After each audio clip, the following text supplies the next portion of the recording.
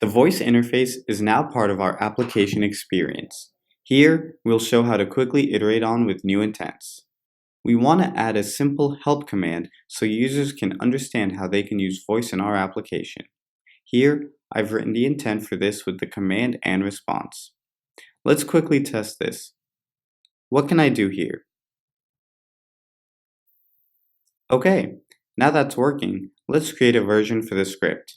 This will lock your script in the current state, and in the future, you will be able to access previous versions. Versions will help you and other developers understand the changes made to your script. Once the script is ready, switch to production. Users can now say this command in the app. What can I do here? This is the SAP Delivery App. You can use commands like, what products do you have, who are the suppliers, and how much was the last purchase? With Alan, we can update our script without having to push a new app to the App Store. In the logs, we can see usage statistics, with the speech to text from the users which has been anonymized. Unrecognized commands show in red and gives the development team the ability to quickly fix any bugs or better customize the flow of the app. In the project screen, we'll see usage statistics over time.